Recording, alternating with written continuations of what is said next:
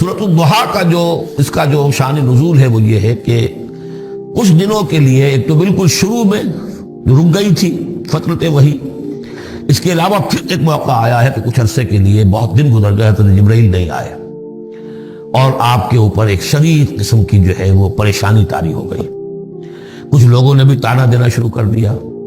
کچھ عرصے سے محمد تم نے کوئی نئی وحی نہیں سنائی، کیا ہوا تمہارا شیطان کیا چلا گیا بس؟ کوئی ایسا بھی بتایا گیا کہ ایک دفعہ کہیں متواتر کئی راتوں تک آپ رات کو اٹھے نہیں، تو کہا وہ تمہارا شیطان تمہیں چھوڑ گیا ہے۔ کوئی ساتھ کے رہنے والی عورت جو تھی کہ رات میں نے سنی نہیں تمہاری کوئی پڑھنے کی جو تم پڑھا کرتے تھے، شاید شیطان تمہیں چھوڑ گیا ہے۔ خود آپ کو جس قدر ایک اشتیاق رہتا تھا کہ وہی آئے اور آپ کی وہ روح کو جو ہے مزید اور غذا اور تر و تازگی جو ہے وہ مسلسل ملتی رہے، اس کی وجہ سے یہاں تک آتا ہے کہ حضور فرماتے کہ اس درجے میں رنج اور غم میں تھا کہ میں سوچتا بربنائے طب بشری، اس درجے حضور کے اوپر جو ہے یہ شاخ گزر رہا تھا کہ وہی کیسے بند ہو گئی،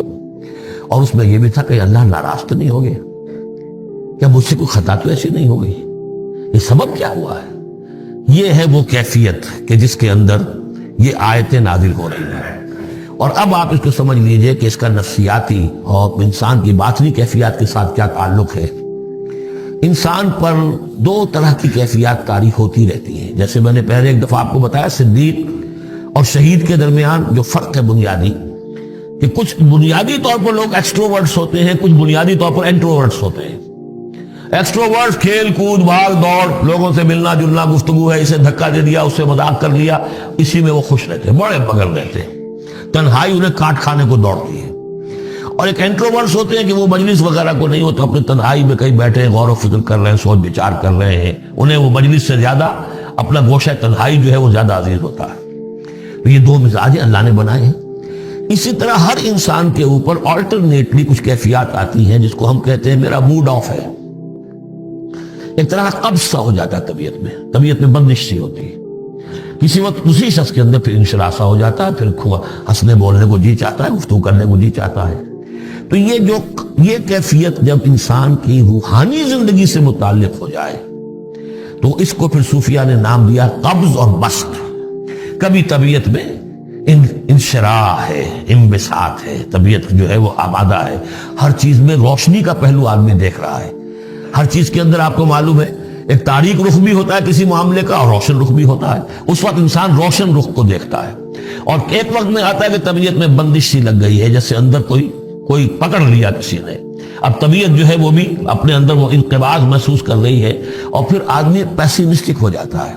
نا امید سا ہوتا ہے، پھر اسے ہر معاملے کا تاریک پہلو زیادہ نظر آنے لگتا ہے۔ تو یہ قبض اور بسط کی کیفیات ہیں۔ جب کبھی قبض کی کیفیت ہو، قاضی ثناء اللہ پانی پتی رحمۃ اللہ علیہ نے تفسیر مظہری میں لکھا ہے کہ قبض کی کیفیت میں اس صورت کا پڑھنا تریاق ہے، جس طرح حضور صلی اللہ علیہ وسلم کے لیے گویا کہ اس وقت جو وحی کا بند ہو جانا تھا وہ گویا کہ ایک طرح کے انقباض اور قبض کی کیفیت پیدا ہوئی تھی، اس میں اب اللہ تعالیٰ فرما رہے ہیں والضحیٰ، قسم ہے دن کے دھوپ چڑھنے کے وقت کی، واللیل اذا سجا، اور قسم ہے رات کی جبکہ وہ چھا جائے یا ساکن ہو جائے، سجا کے دونوں معنی سکون۔ اب دیکھیے ان دونوں کو کیوں لائے؟ اس لیے کہ صبح ہے، حرکت ہے، برکت ہے، چلنا ہے، دوڑنا ہے، ہر شخص جا رہا ہے، ادھر جا رہا ہے، ادھر جا رہا ہے، رات کو سکون ہو گیا، تاریکی چھا گئی اور شور سنگامہ ختم ہو گیا۔ لیکن یہ رات اور دن دونوں ضروری ہے انسان کے لیے، یہاں کا نظام چلانے کے لیے۔ اگر رات ہی رات ہوتی تب بھی یہ دنیا نہ چلتی، اور دن ہی دن ہوتا تب بھی نہ چلتا، تو رات بھی ضروری ہے۔ اسی طریقے سے نفس انسانی کے لیے کبھی کبھی قبض کا وقفہ بھی ضروری ہے۔ آپ اسے یہ نہ سمجھیں کہ اللہ تعالیٰ ناراض ہو گیا، یہ بھی ہماری تربیت کا ایک سمجھیے کہ ایک جز ہے۔ ما ودعک ربک وما قلی، آپ کے رب نے آپ کو رخصت نہیں کیا ہے، نہ ہی وہ آپ سے ناراض ہوا ہے۔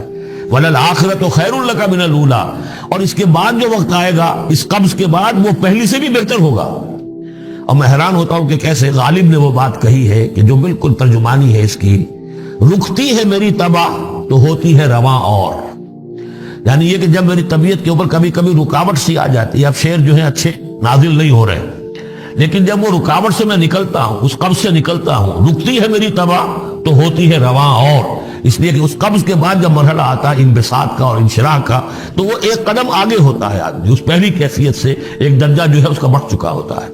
وَلَلْآخِرَةُ خَيْرٌ لَكَ مِنَ الْأُولَىٰ، یقیناً پچھلی ہر گھڑی، ہر ساعت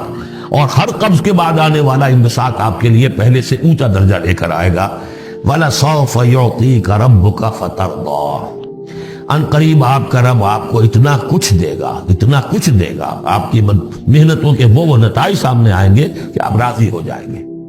اب دیکھیے پچھلی صورت ختم ہوئی تھی وَلَسَوْفَ يَرْضَىٰ، یہاں ہے وَلَسَوْفَ يُعْطِيكَ رَبُّكَ فَتَرْضَىٰ، صرف ضمیر کا فرق ہے، کیونکہ صدیق پر وحی نہیں آتی، براہ راست خطاب نہیں کیا جا سکتا، وہاں وہ صیغہ جو ہے وہ غائب کا ہے، وَلَسَوْفَ يَرْضَىٰ۔ اور چونکہ نبی وہ ہے جس پر وحی آ رہی ہے، براہ راست مخاطب ہے، تو وَلَسَوْفَ يُعْطِيكَ رَبُّكَ فَتَرْضَىٰ، آپ کا رب اتنا کچھ دے گا کہ آپ راضی ہو جائیں گے۔ اب یہ کہ اسی قبض کی حالت میں پھر اللہ تعالیٰ اپنے احسان جتا رہا ہے، اور یہ بہترین ہے۔ کبھی طبیعت پر ڈپریشن ہو اس طرح کی اور قبض کی کیفیت ہو تو آدمی یاد کرے کس کس مرحلے پر اللہ نے میری دستگیری فرمائی، کن کن مراحل پر اللہ تعالیٰ نے مجھے مشکلات سے نکالا، اس سے وہ حوصلہ بڑھتا ہے۔ اور اس کو بھی سمجھیے کہ اسی انداز میں علم یجد کا یتیمن فآوا، یہ سیرت النبی کے بڑے اہم حصے ہیں جو اس میں آ گئے ہیں۔ آپ کی پیدائش یتیمی میں، پوسٹیومس چائلڈ، باپ تو پہلے فوت ہو چکا ہے، 6 سال کی عمر میں والدہ گئی، 8 سال کی عمر میں دادا گئے، اور وہ یعنی جو آپ نے دیکھا ہے ابتدائی زمانہ زندگی کا تو وہ یتیمی کا۔ علم یجد کا یتیمن فآوا، کیا اس نے اے محمد آپ کو نہ پایا کہ آپ یتیم تھے، پھر پناہ دی، آپ کے لیے بندوبست کیا، دادا کے دل میں جو شفقت ڈالی، پھر آپ کے تایا زبیر کے دل میں جو شفقت ڈالی۔ عبد المطلب کے بعد فوراً ابو طالب کا نام آتا ہے، حالانکہ یہ غلط ہے تاریخی اعتبار سے۔ عبد المطلب کے بعد کافی عرصے تک زبیر جو آپ کے تایا تھے وہ سرپرست تھے، پھر ان کے انتقال کے بعد ابو طالب کا معاملہ آیا، لیکن ان کو بیچ میں سے غائب کر دیا گیا ہے۔ بہرحال اللہ تعالیٰ جو بھی کسی کے دل میں ڈالتا ہے، آخر ابو طالب کے دل میں محبت ڈالی تو کس نے ڈالی؟ وہ ہم پڑھ چکے ہیں سورہ طٰہٰ میں، وَأَلْقَيْتُ عَلَيْكَ مَحَبَّةً مِّنِّي، حضرت موسیٰ علیہ السلام کی موہنی صورت کے اوپر اللہ تعالیٰ فرماتے ہیں ہم نے اپنی محبت کا پرتو ڈال دیا کہ تمہیں دیکھنے کے بعد وہ قتل کرنے کے ارادے سے باز رہ گئے، ان کے ہاتھ شل ہو گئے، ایسی موہنی صورت تھی، اسے قتل کرنے۔ وَأَلْقَيْتُ عَلَيْكَ مَحَبَّةً مِّنِّي وَلِتُصْنَعَ عَلَىٰ عَيْنِي، یہ ہوا ہے۔ تو فرمایا علم یجد کا یتیمن فآوا ووجدک ضالا فہدا، اور پھر جب آپ شعور کی پختگی کو پہنچے اور غور و فکر کا مرحلہ آیا، حقائق میں انسان کو سوچ بچار کا مرحلہ آیا، اور آپ کو دیکھا کہ آپ تلاش حقیقت میں سرگرداں ہیں، تو ہدایت دی۔ وہ آگے آ جائے گا، بہت قریب پہنچ گئے ہم، اقرا بسم ربک الذی خلق، وہ مرحلہ جب آئے گا۔ وَوَجَدَكَ عَائِلًا فَأَغْنَىٰ، اور پایا آپ کو تنگ دست تو غنی کر دیا۔ کس طرح سے راستہ پیدا کیا ہے خدیجہ الکبریٰ رضی اللہ تعالیٰ عنہ نے، جو بھی ان کے آپ کے محاسن دیکھے کتنی گرویدہ ہوئی ہیں۔ بڑے بڑے سردار قریش کے جو ہے ان سے نکاح کے خواہش مند تھے، انہوں نے خود جو ہے اپنی لونی کے ذریعے سے پیغام دیا ہے حضور کو۔ تو یہ ساری چیزیں جو ہے ان کی ساری دولت جو ہے وہ پوری کی پوری انہوں نے لا کر حضور کے قدموں میں ڈال دی ہے۔ وَوَجَدَكَ عَائِلًا فَأَغْنَىٰ فَأَمَّا الْيَتِيمَ فَلَا تَقْهَرْ، تو اے نبی تقاضے ان تینوں چیزوں کے کیا ہیں؟ ہم نے آپ کو یتیم پایا، پناہ دی، اب آپ بھی یتیم کی سرپرستی کیجئے، کسی یتیم کو اس کے اوپر کوئی جبر نہ ہو، سختی نہ ہو۔ وَأَمَّا السَّائِلَ فَلَا تَنْهَرْ، اور آپ جبکہ تلاش حقیقت میں سرگرداں تھے تو ہم نے آپ کو ہدایت دی،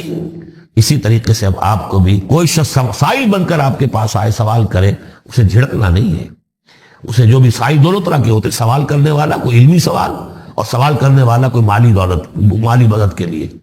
وَأَمَّا بِنِعْمَةِ رَبِّكَ فَحَدِّثْ، اور جو ہدایت تمہیں دی ہے ہم نے اب اسے عام کرو، یہ نعمت ہے، آپ کے رب کا انعام ہے، یہ ہدایت جو آپ کو عطا ہوئی ہے اس کو بیان کرو۔ اس کے بیان کرنے میں یہ بھی ہے کہ اللہ کے انعامات کا چرچا انسان کرے اس کا شکر ادا کرنے کے لیے، اور یہ بھی ہے کہ اس کو پھیلائے اور عام کرے، دوسروں تک پہنچائے، ورنہ وہ بخل ہو جائے گا کہ وہ دولت جو ہے ہدایت کی اس کو آدمی صرف اپنی ذات تک محدود رکھے اور اس کا جو خیر ہے وہ دوسروں تک نہ پہنچائے۔